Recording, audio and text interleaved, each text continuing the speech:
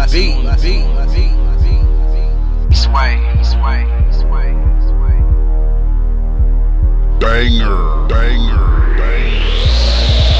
amped up for this tango. Now you see where that chain go. Chain gang off that mainframe for my main thing like Django. Bow the nigga like Shango. Old school with that Kango. Right hand on my buckle, bitch. Left hand, hang low. Whip part, but it swang though. Do you know what that 6-speed do? Dust fly up like a fool in the truck, and you lanes can't figure how the pain bleed through. Wave on the track like a 6C do. Chip look mean and the drip see through. I'ma get mad on this beat till you niggas running for your van at the feet. Talking to the man when you see him in the street. I ain't no less, had to bless. Bass so hard you can feel it in your chest. Make it what it do. Greetings, fight fans. We are back. We are back. Welcome back. Yo, we are right back in the saddle. It is DMVCS in the Clinch. Clinch. Yo, we've taken an extended break here at DMVCS live here in the studios, stateside, Washington, D.C., in our nation's capital. In the studios of WLVS, Listen Vision Studios, Listen Vision Live Radio worldwide. You can get us on listenvisionlive.com. What is up, everybody? We are back after a month absence. A lot of things happening, particularly a very big weekend in combat sports, particularly in Las Vegas. We're going to get to that, though. We want to welcome you guys back, man, and thank you for taking a little bit of your time this Sunday evening to come spend with DMVCS. Of course, me, I'm Lesson. To my right, the man in the place to be, always, Manny Z, creators of DMVCS, man. Make sure you guys are following us on Twitter, at DMVCS on Twitter, also at DMVCS, the number 2 on Instagram. We have great stuff on there always. Facebook. Catch us on DMVCS Radio, Google+, DMV Combat Sits, where we put our show clips up and a whole lot more. Make sure you check it out, and if you missed an episode, make sure you check those out too. Manny, it's good to be back in the saddle. A very big weekend, of course, man, and we've been gone for a while, but we're glad to be back, man. We want you guys to hit us up on social media. We want to hear your thoughts on the Mayweather-Maidana fight last night. Of course, as he's called, TBE, and another victory, 47-0, but it was less than spectacular, but he got the job done. We're going to talk about that. Look back at mayhem, what they called mayhem, and turned out to be more like Mayweather and Maidana too. Also, we're going to recap UFC Fight Night 51, Arlovski versus Silva, and we're going to recap also Bellator 124, some surprising things happening there last night. And of course, what you know what you're going to do, we're going to recap all MMA news, rumors, event recaps, and the big news out of the UFC and other promotions. Of course, you know you're listening to DMVCS in the Clinch. Man, how you been, man? It's been a while. Yeah, it's been a minute, son, but I've just been, like I said, giving the fight fans news on Twitter. Indeed. Uploading fight pics, having fight fans talk about this, still keeping the ear basically to the MMA community. Indeed, and we had a big thing happen with the supposed or was going to be the main event for UFC 177 was going to be the rematch between TJ Dillashaw and Hannah Barrow. When we mean an 11th hour withdrawal, it was an 11th hour withdrawal for Hannah Barrow against TJ Dillashaw, making a very interesting rematch and a card for an interesting rematch turn into a bit of a snoozer. So, we've been away from the saddle, but we're also looking forward to UFC 178 coming up, Johnson versus Carriazo, coming up later on this month. And we're going to talk a little bit about that in the coming weeks. Of course, make sure you guys are following us on Twitter at DMVCS. Shout us out. We love it, man. We love it. We absolutely love it. And we're going to get to some acknowledgments later on in the show. Of course, as always, we start with the news and commentary, and this one starts off with a doozy. It does now. Yeah, just fresh off of his contract re-signing with the UFC after being in retirement for a year, Nick Diaz is in trouble once again. The hell you say, Lesson? Shut the front door. Damn it! Nick Diaz was arrested on suspicion of DUI and also attempting to destroy evidence. He was arrested this past week on suspicion of driving under the influence near his hometown in Stockton, California. The cops there found him that he was suspected to be under the influence of alcohol and taken to a local jail where his subsequent behavior led to police filing additional charges. Now, this is sort of what happened. The police said that Nick Diaz obstructed their investigation, attempted to destroy evidence after submitting to a breathalyzer test. He reportedly asked officers to use the restroom and then attempted to vomit. He was then repeatedly told to stop. He was very polite and cordial other than that, Maynard said. Now, I can only imagine just how cordial he was. You're cordial when you vomit? Now, Nick was released upon his own recognizance, and after sobering up and was giving a notice to appear in court. His court date has not been set. Now, according to Maynard, who is the police chief in the town he was arrested in, he is expected to be arraigned within 2 weeks, along with suspicion of a DUI and also destruction of evidence. Diaz was also charged with driving with a suspended license. I'm shocked.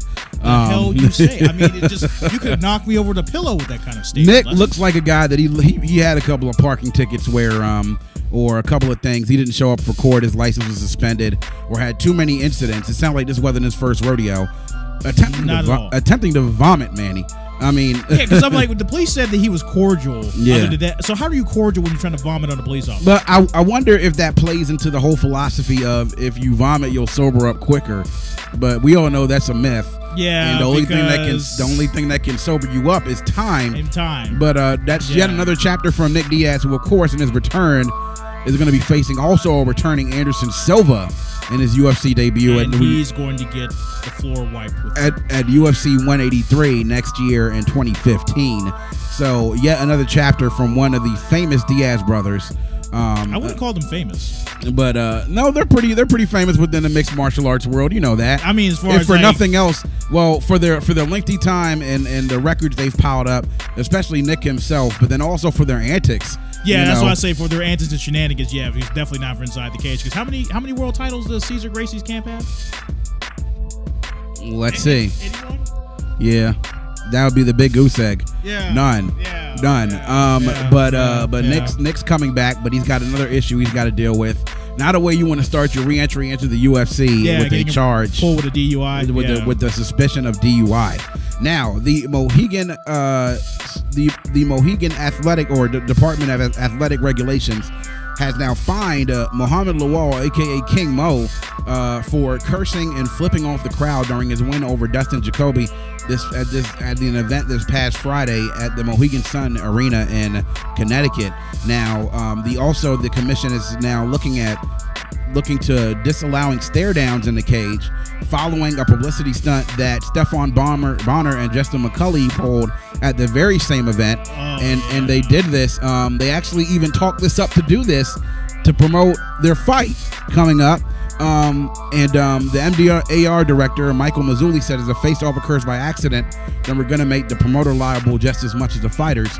And we've seen that this happened last month with the John Jones and Daniel Cormier stare down at the press event. I mean, you really can't count that as the same thing because, I mean, it's basically like the tale of two promotions. Right. Where would this happen because King Mo is an asshole. I don't care what no one says. Right. And he's shown that he is more so of King asshole than King Mo. No, of course. Absolutely. And he doesn't respect anybody, not the fans, not the promotion, not the people that made him what he is today. Where, with Cormier and Jones are basically just two professional athletes, world champions in their own right that don't like each other. Yeah. No, I understand that. But I think the face-off thing, specifically with Bonner and McCullough, because again, from what we know, Jones and Cormier got legitimate beef with each other. Yeah, they don't have rap beef. They don't like each other. But come on, it did something to promote the fight, though.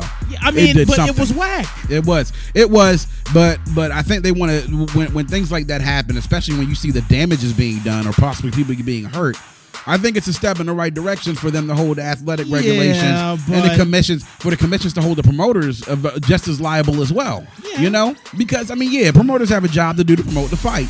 But when things go wrong and when keeping it real goes wrong, then you got to be able to hold the promoter responsible as well, man. Well, because, that I agree with. The whole thing that they did try with Stephan Bonner inside the cage with Ortiz and McCulley, it looked like something from TNA on a bad Wednesday. Right. Now, and then we're also looking, at the information, and King Mo has not had a very good start into Bellator, and he, along with his rants, now have become the thing of legend, is what we have here. But he's been fined. Now he would face suspension if he refused to pay the fine, but now he is not planning on challenging the fine at all and will pay it. But yet another incident again with our boy King Mo, and that's the end of that story. So, I just know he's the annoying Strikeforce fighter that never goes away. Yeah, you're right. He is. So, JDS, we haven't talked about him in a while. Hasn't been in action since he fought and lost in October 2013 to the heavyweight champion of the UFC, Cain Velasquez. He was expected to compete in May at the Ultimate Fighter Brazil 3 finale but a hand injury forced him to withdraw with the bout a little more than three weeks out. He's now saying that he's close to almost 100%, and he's aiming for a December return. In the meantime, he started working with the Brazilian camp Nova Unal, where Andre Pereira's heads a stable of elite fighters that includes UFC featherweight champion Jose Aldo, former UFC bantamweight champion Renan Barão, Bellator bantamweight champ Eduardo Dantas, among countless others. Now, coming back, unranked fighter Ben Rothwell, who, again, became yet another highlight reel in a bad way in the career that is now Alistair Overeem in the UFC. Overrated. Scored a TKO win over Overeem, has asked for Dos Santos, but the Brazilian has yet to receive an official offer from the promotion. He says, whatever the UFC wants me to do, I will do. I love what I do. Of course, he did it very well against Alistair Overeem, and I think it could be a very good fight.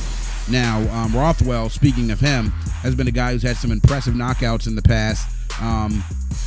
Did lose a bout to Brendan Schaub over the last year or so. No. Rothwell knocked out Brendan Schaub. He knocked out Brendan Schaub. Had a loss, has now been on a 2-fight winning streak. Yeah, he has a 2-fight winning streak. Unranked in the heavyweight division, but he is a guy now that that has said that he wants JDS and could be a good opponent for JDS to come back against. Well, I totally agree with that because, again, he's a wrestler. And JDS, we saw what happened when he fought the champion, Cain Velasquez. Not once, not twice, but 3 times that Cain's not very good. JDS is not very good against wrestlers at all. And he avoids the ground. He has no ground game despite the fact being a brown belt under the Nogueira brothers. Yeah. But I just have yet to see anything impressive off his back. Oh, the Nogueira brothers. We could talk about them every show if we needed to. But, of course, man, and hopefully JDS is able to come back. The heavyweight division would definitely need him. I think that him coming back would add a mix-up in there, and we would get some good fights, at the very least, if nothing else. Yes. Of course, you're watching DMVCS and the Clinch. It's Les and Manny Z next to me, to my right. Make sure you guys are following us on Twitter at DMVCS, Instagram at DMVCS, the number 2, DMVCS Radio on Facebook, and also DMV Combat Sis on Google. You can get to our YouTube page from there. Check all of our show clips out. So, the name of George St. Pierre has now reemerged, with Dana White saying this week that upon his return, he can get an immediate shot at the title. What? He says, Dana said earlier this week, it would be tough to deny that GSP comes right back and doesn't fight for the title. You know what I mean? And this is what he said to UFC.com earlier this week. He said GSP can do whatever he wants. He can do whatever he wants. Wow. If he wants to come back and fight for the title, or if he wants to fight before that, he can do whatever he wants. Now, although White was initially angry at St. Pierre's decision to walk away from the sport late this past year, he softened his stance on a former welterweight champ's reported mental issues. He's dealing with obsessive compulsive disorder, and also commonly defended against criticisms of the promotion's drug testing policies. Now, GSP, 25-2 in MMA, 19-2 in the UFC, has indicated that he won't return to the UFC until it implements random drug testing. With the program currently in development, there's renewed interest in his potential comeback. Now, St. Pierre's longtime coach, Firas Zahabi, has again stressed his optimism about such a scenario, telling ESPN.com that the fighter could return in 2015. Now, stating again also, Zahabi said, my personal opinion is he has plenty of competitive juice in him. I don't think he'll be anywhere near fight shape until he's late 34, mid 34.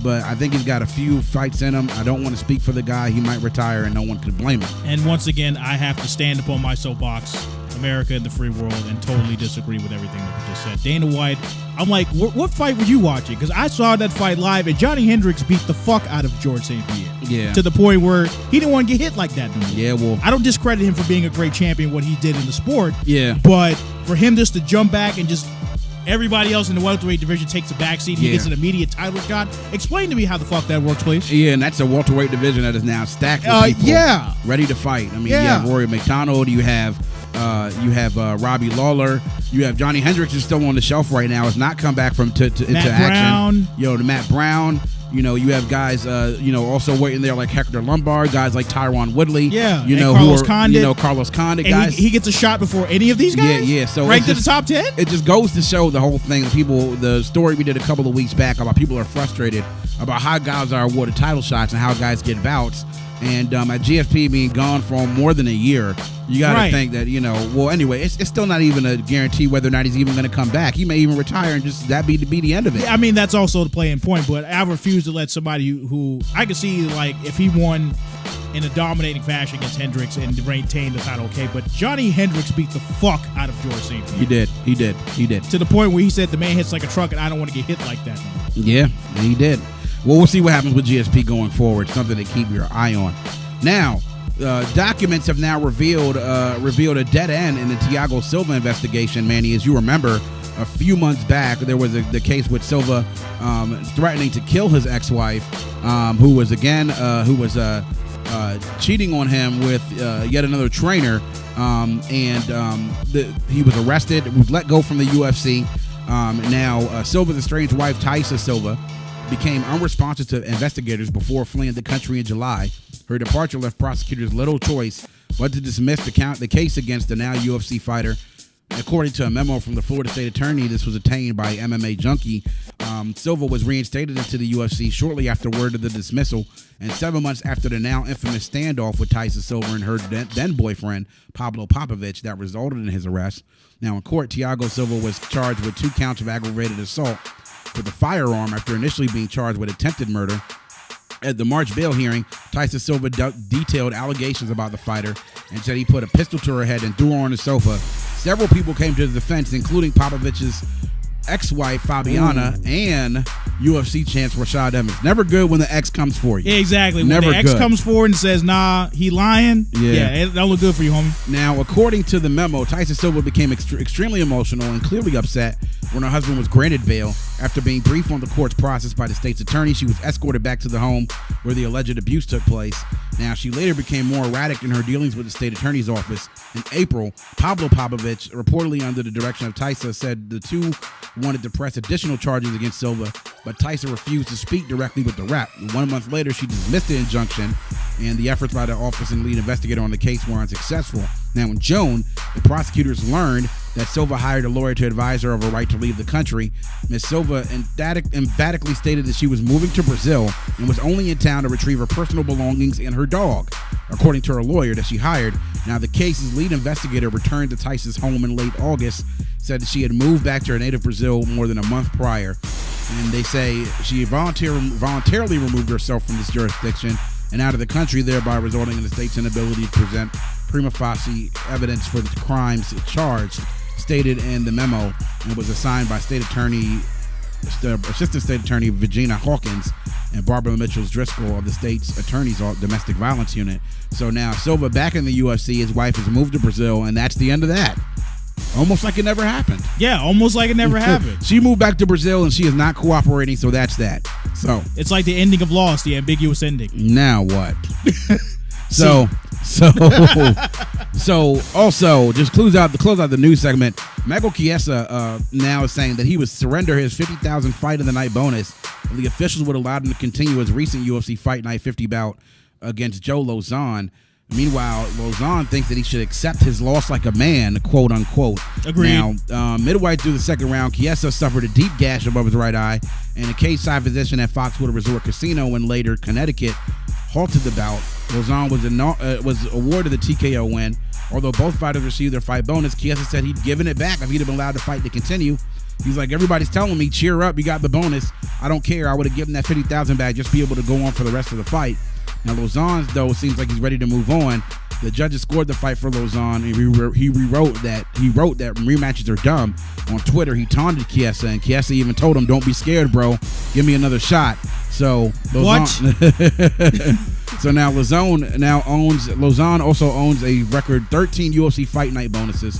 Has now won back-to-back fights since a pair of losses to Michael Johnson and Jim Miller this past year. So it was kind of funny seeing the pictures of the Twitter things that were going on and Instagram battles between the two of them. Yeah, but funny. I saw the fight, and Joe Lozon cracked his head open from ground and pound. Yeah. Michael Chiesa did not want any more of that. I still think Chiesa has a bright future, but this is one of the things you just gotta. That's it. You know? If Lozon wants to give him a rematch or they make it happen, then make it happen. That's we saw with JDS and Velasquez. Velasquez beat the hell out of him twice, and then he talked about, I can't wait till I get back there and fight them again. No, you're going to get knocked out again. Right. So that's our new segment for the day, ladies and gentlemen. We're going to take a quick break. When we come back, we're going to recap Mayweather-Maidana 2 and talk about this bout and sort of gaze into the future of both of these fighters. More so Money, who is now 47-0. It's DMVCS in the Clinch.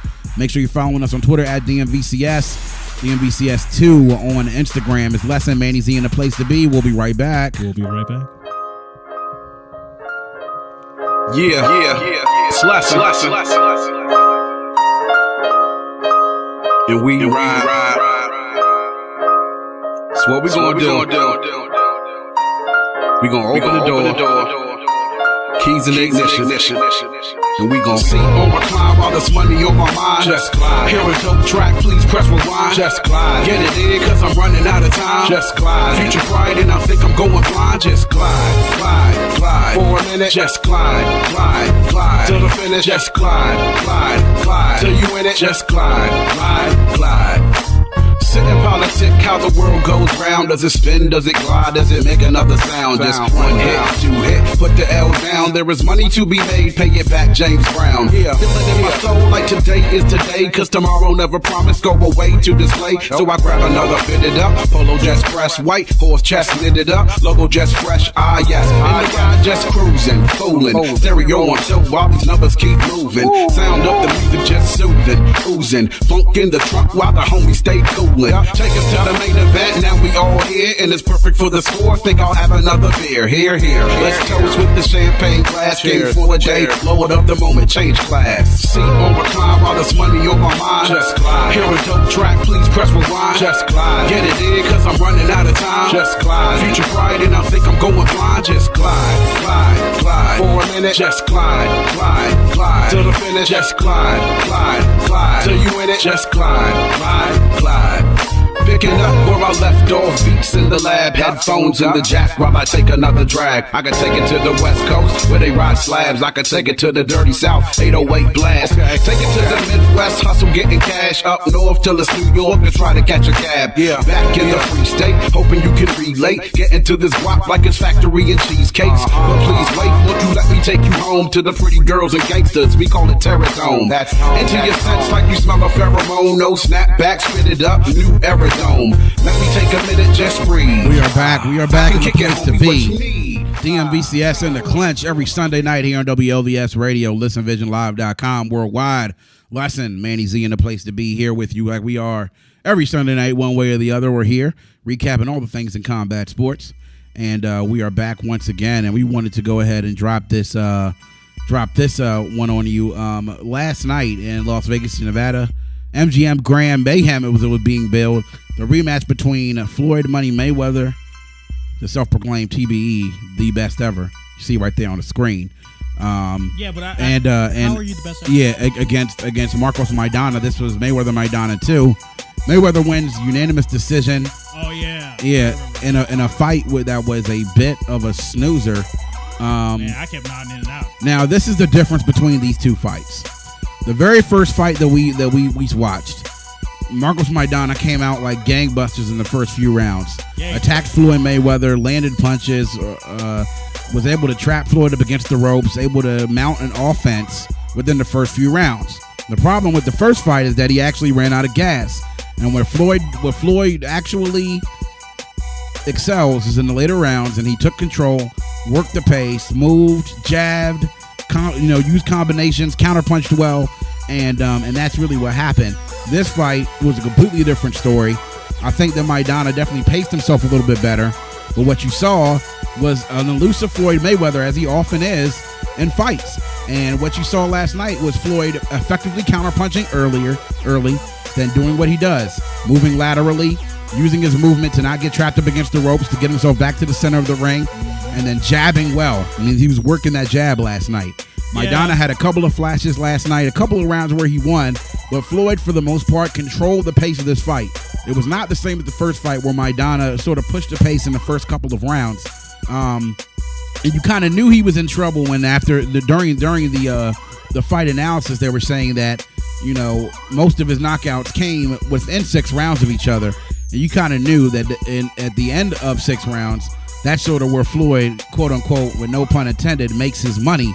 is that he conditions. He's much more conditioned better than any athlete that we've seen in the boxing ring in quite some time. He has movement better than anybody that we've seen in the boxing ring for quite some time. As you see here on the screen, ducking yet another punch up against the ropes. He was doing this all night last night, and he won a unanimous decision. Pretty much ran the entire 12th round. By that point, he was so far ahead on points it really didn't even matter. But he counterpunched effectively all night last night, Manny.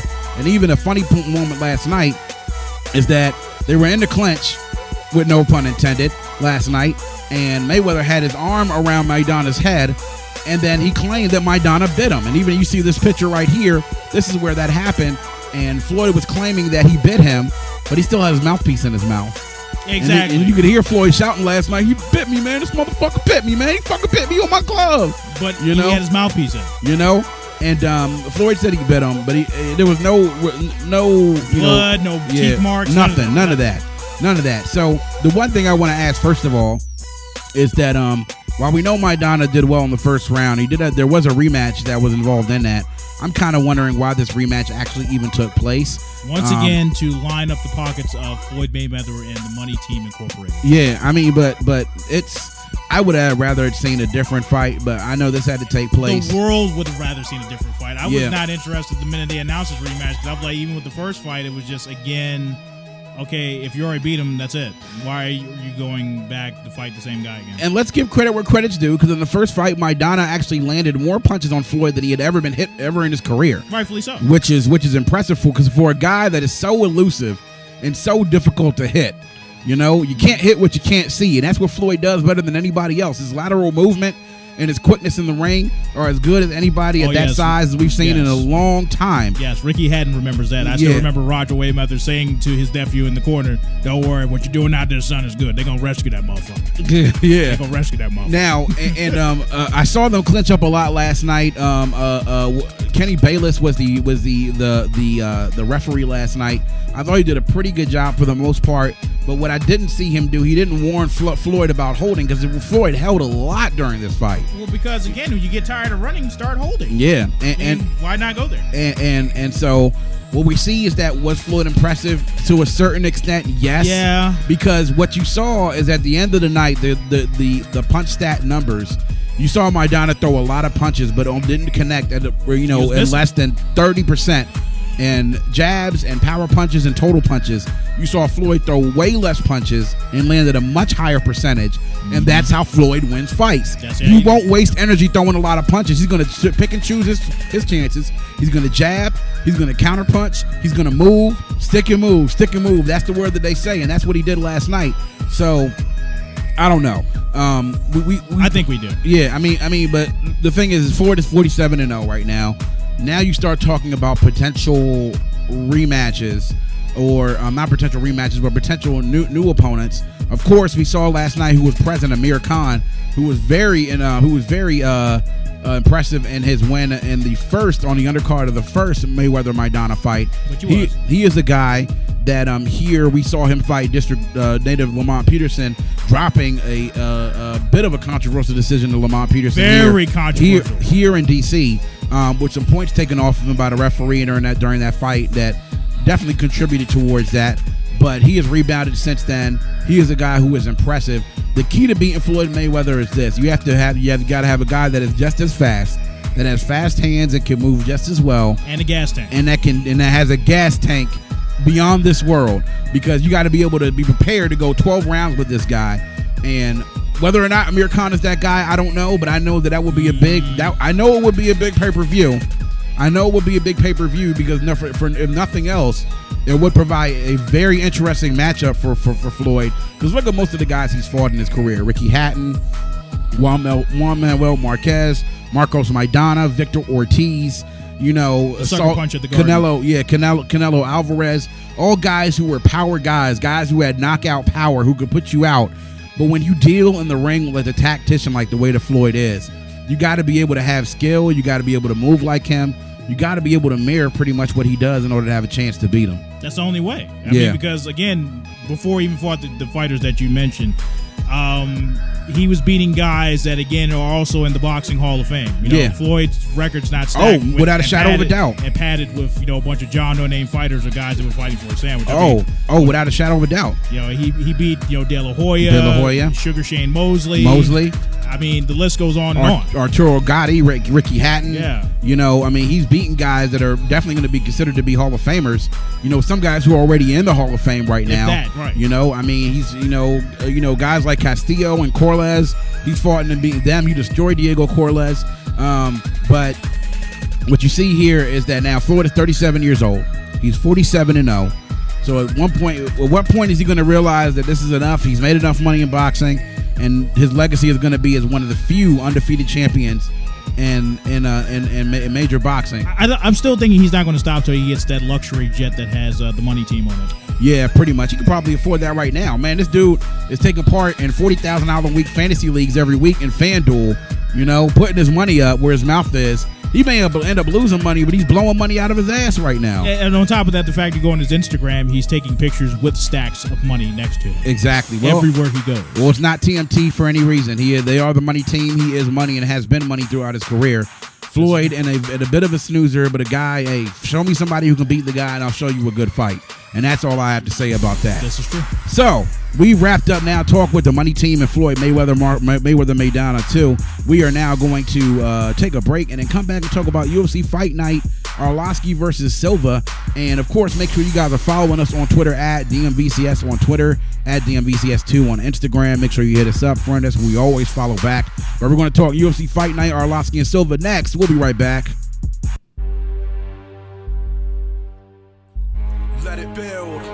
Let it build. Let it build. I go ahead and make it. Let it build. Let it build a little bit. Too many y'all rushing out there. Let it build. All up on the cash. So good. Let it build. Let it build. Yes, let's begin. Lesson on the lyrics in the track once again. Yeah. If your head nod and run back and tell a friend, snares pumping with the soul clap, the strings make it blend. I'ma hold this meeting, let your eardrums attend. Please. Just a minute for my real G's on this depends. Rhyming since I'm 13 and ain't shit changed. Set the game and its many moves allow me to explain. We went from hip hop, rapping, flossing, then trapping, hustling and turned up. What the hell is happening? Everyone's a rapper and some niggas skills is lacking. Kill it off and resurrect, creeds to assassin. Punch it when I double up. Why the hell you asking? Guns blazed, ante up, cold as ice and aspen. Back to bring the game back. Oh, you didn't know? New age now when I'm outlawed. Double X to the throne. Now let it build. Let it build. Let it build. Let it build. Now let it build. Let it build. My nigga, just let it build. Let it build. Let it build. Now let it build. Let it build. Now let it build. Let it build. My nigga, just let it build. Let it build. Let it build. Now let it build. Let it build. Now let it build. Let it build. My nigga, just let it build. Let it build. Let it build. Now let it build. Let it build. Now let it build. Let it build. My nigga, just let it build. All I'm hearing now is yap, yap, yap. Then it's followed up by trap, trap, trap. What the fuck is that? Copying ass niggas on the game, it's on repeat. It's like you niggas scared to let it build, right, and then compete. Yeah. And then we got these soft ass niggas between the sheets. True. Pillow fighting with clouds and feathers and talking sweet. And me, I got some heat for the streets with some banging beats and bass lines and great rhymes to make it complete. I'm constantly on my hustle, but I'm not a trap star.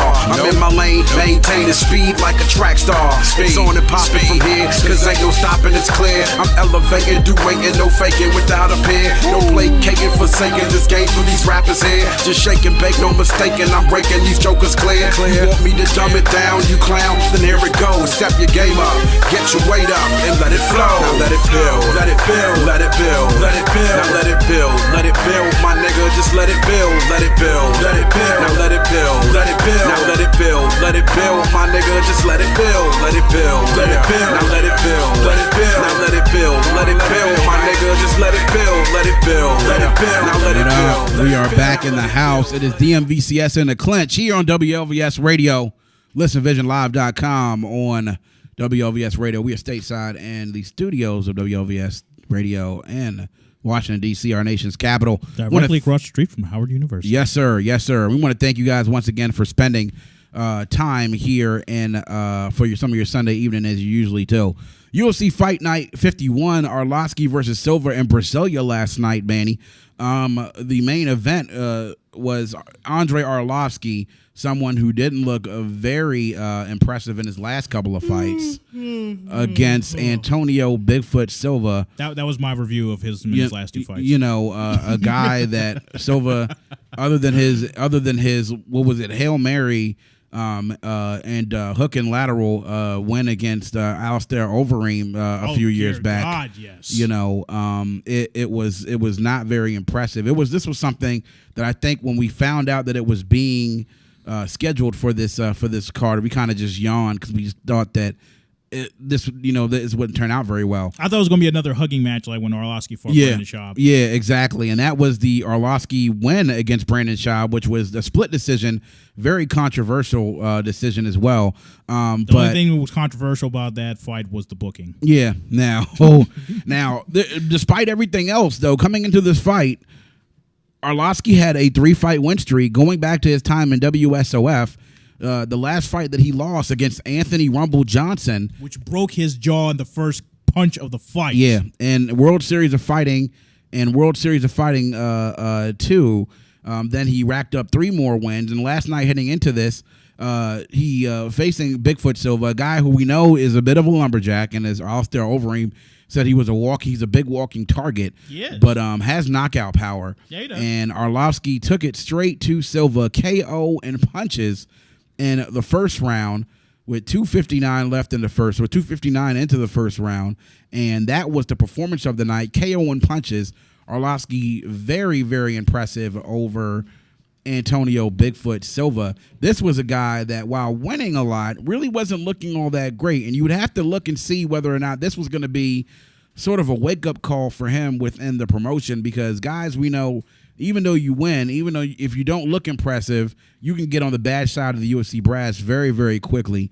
But Arlovski just knocking Silva down, KO with punches, stopping the fight, one hammer fist, and he picks up the win. That is now his 4th straight win, and looking very impressive against a guy like Bigfoot Silva, who now they call him Bigfoot. I gotta kind of call him Big Face, man, because why? Because have you seen his head? His head is huge, man. Like I know his head. I mean, and his face looks big. Like, you know, if you see his face looks like it was like, you ever seen, like, you go to, they look at the Mayan statues or the Aztec statues and you see those big heads carved in the stone. I mean, that's what the hell he looks like, man. Well, we've agreed before the show, and for our viewers, that his head and his face does look like Olmec from Legends of the Hidden Temple. Exactly. I don't try to discredit him as a fighter. That's all. Yeah, but I just always think he's going to give me the next clue. Yeah, but I mean, exactly. He just has a huge face, man. It's just a lot of stuff to hit, and he got hitting that a lot last night. Yeah, just like Cain Velasquez, who beat him not once but twice by doing the same thing. Exactly, and so that's what happened with Arlovski. He's now on a 4-fight winning streak, 3 since coming back to the UFC. And he's a good win for him to pick up. Good win for him to pick up. That's what I'll have to say, and close that on. Now another fight also, Gleison Tibau beating Peter Hallman last night with a split decision. This was actually the fight of the night last night, and it was a very a bit of a back and forth display between him and Hallman. But Tibau picking up the win. This fight went the distance. It was a split decision, and the scores 29-28, 28-29, 29-28. So that was a lightweight bout. And another lightweight bout just before that, Leonardo Santos defeating Efrain Escudero by unanimous decision in that fight. That was also a very close fight as well.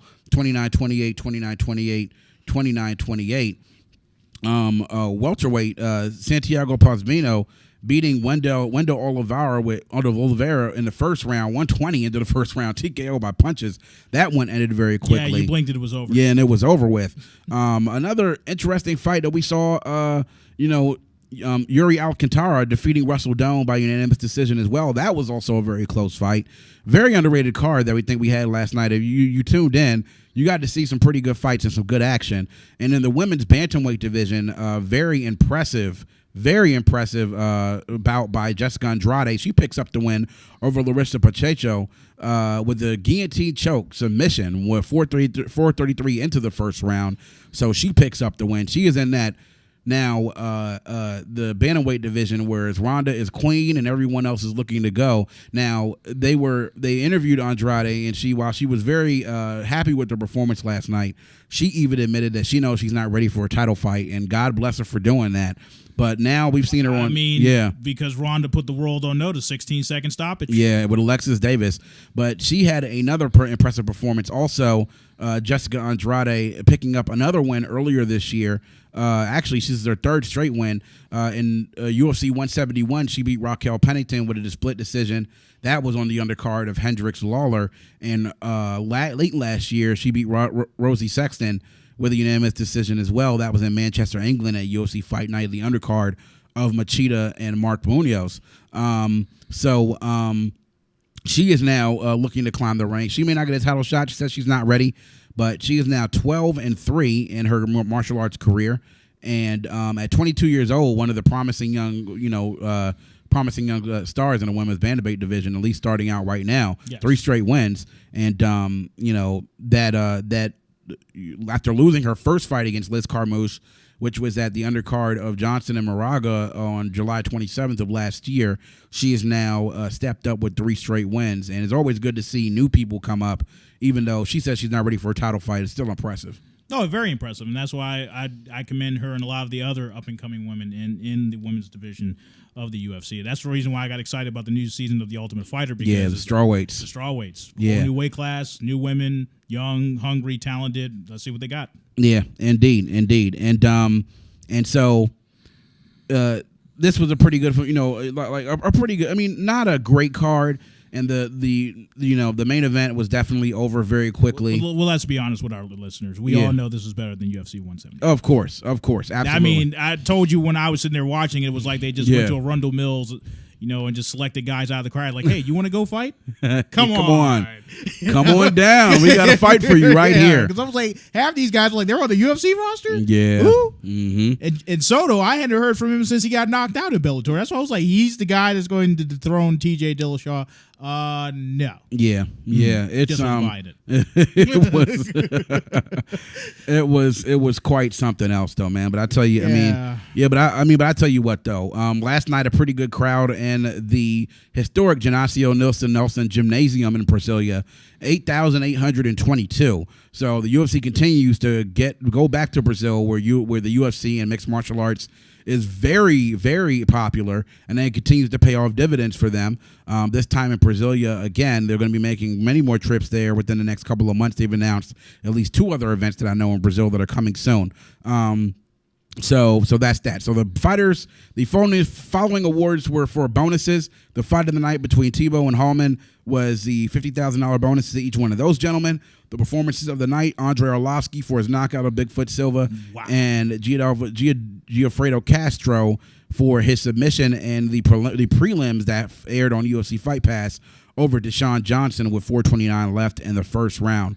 Now, so that's UFC Fight Night 57. We, of course, have our eyes all on the UFC 178 Johnson versus Carriasso, about, Manny, that we didn't think was actually going to happen due to Johnson saying that he didn't want to face Carriasso, even though he was the next guy up in the division. Well, can you blame him? Because, again, it's like, who else does Demetrius Mighty Mouse Johnson have to run through in the flyweight division for you guys to okay, give him a real contender? Yeah. But if anything else, Carriasso moves great, and if you're going to be Mighty Mouse, you got to be able to move, and if you can't move, then you're dead in the water, like that. Yeah, like I say, he took Dominic Cruz 5 rounds. Yeah, exactly. So that's our recap of UFC Fight Night, Silva versus Arlovski, and we will keep our eyes on this pay-per-view later on this month. When we come back, we are actually going to close the show out on Bellator 124 and the defense of the light heavyweight championship. We'll talk about that when we come back as DMVCS in the Clinch. Make sure you guys are following us on Twitter at DMVCS on Twitter, And on Instagram, make sure you follow us as well. That is DMVCS, the number 2. We will be right back after this break and we pay these bills. We're going to recap Bellator 124. We'll be right back. Yeah. It's like some niggas pop mollies, smoke weed, and drink liquor to get high. Yeah, I just stay high off life, you know? Check me out. Yo, I gotta do it big, cause I can't live this life twice. Say what you want, I stay overdose on life. Yo, I gotta do it big, cause I can't live this life twice. Say what you want, I stay overdose on life. I stay overdose on life. Damn, what the hell I'm thinking? I'm sitting behind that wheel and I can't stop drinking. The Patron in my system, it got me gone as fuck. Damn, I hope I don't hit them. And all I see is purple rain. The girl riding next to me, all she do is fucking complain. Always just me on how I bottle my pain. If you seen the shit I've been through, then you would do the same. But it's all good. Shit, life be keeping me on the high. I do this shit all again as long as I don't die. Let me enjoy every moment to occupy my mind. You can judge if you want, I'm just having a good time. Turn up, like I'm on the come up. I'm fucking up my liver like I ain't even the owner. Riding around my city doing parking lot donuts. Living life like the fuck I wanna. You feel me? Yo, I gotta do it big, cause I can't live this life twice. Say what you want, I stay overdose on life. I stay overdose on life. Yo, I gotta do it big, cause I can't live this life twice. Say what you want, I stay overdose on life. I stay overdose on life. Yo, I just had another dream. I was falling out the sky and the world went to stain. Those things aren't always what they seem, but the patterns keep forming, so I wonder what they mean. We all go through the motions, swaying in the breeze, thoughts rumble like the ocean. Life is narcotics and our feelings are the potion. Catch a hangover if you deep in your emotions. It's a heavy dosage. Constantly we going overload. One too many, maybe not, while we falling overboard. High as a kite off life, intoxicated off existence. Persistence with that dynamite.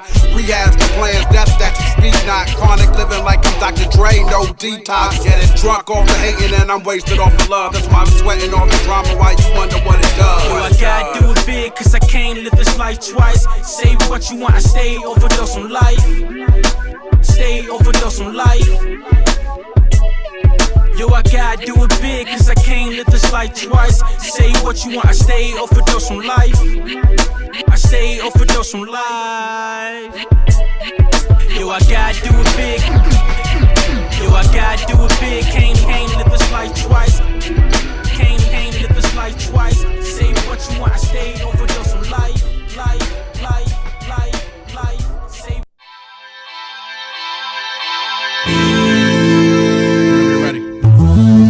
Yo, what's going on? This is DMVCS and the Clinch. Your boy Lesson in the place to be. Manny Z next to me, of course. You know what it is, man. We want to thank you guys for spending a little bit of your Sunday evening with us now. Afternoon, depending on wherever you are. But we definitely wanted to close the show out. We're going to talk about Bellator 124, which took place last night as well. Kind of overlooked in the Friday night it took place. So we're, kind of been overlooked in the grand scheme of everything. Well, I mean, because you had that, you had World Series fighting on. Of course, Nats playing, Orioles playing, Ravens played Thursday, Redskins played today. There's a lot of things going on in the wide world of sports. Yes, indeed. We did. We had a lot of things going on. But, of course, we keep it moving here. And Bellator 124 last night featured a light heavyweight championship bout between light heavyweight championship champion Emmanuel Newton facing Joey Beltran, him formerly of the UFC, not once but 2 times. And it was Emmanuel Newton with a KO by a vicious spinning back fist of Joey Beltran with 3:07 into the third round, defending his title against Joey Beltran once again, and picking up getting the win there. Yeah, it was safe to say the Executioner got executed with. I was like, did he hit him twice with the same move like an 80s movie hero? So I had to rewind Good the one, DVR. good I had one. to rewind the DVR a couple times. Like, did he hit him with a spinning back fist not once but twice? Yep, he hit him with it, man. Damn, son. He hit him with it, man, and that was the light heavyweight champion in Bellator, Emmanuel Newton. Very impressive last night. So you got to give him props for that. Also, what we had as well was a undercard that took place with Liam McGeary picking up the victory over Kelly Nunston with a submission with an inverted triangle choke, which was very deep. It was deep in. 4:47 God. into the first round, and Liam McGeary picking up the win. That was another light heavyweight bout there last night as well. Bantamweight division, LC Davis defeating Zelton Rodriguez with a unanimous decision, 30-27 across the board. And at a catchweight at 159, Tom Bagnasco was originally supposed to fight an opponent. An opponent went out and stepped in none other than Ryan Couture. And if you're wondering, yes, he is related to the original, the natural Captain America. That's right, without the shield. Yeah, Randy Couture.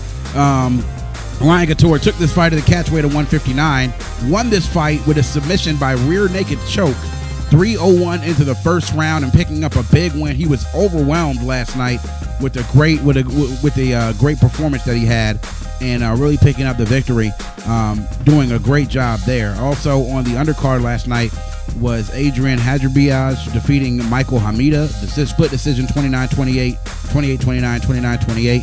And then Saba Homasi defeating Eric Moon by some guillotine choke into the second round, 107. Michael Hernandez in the bantamweight division defeating Thomas Vasquez by unanimous decision. Leroy Johnson defeating Adrian Henderson with a split decision, 28-29, 29-28, 29-28. And Jason Fisher defeating Tony Hervey with a unanimous decision.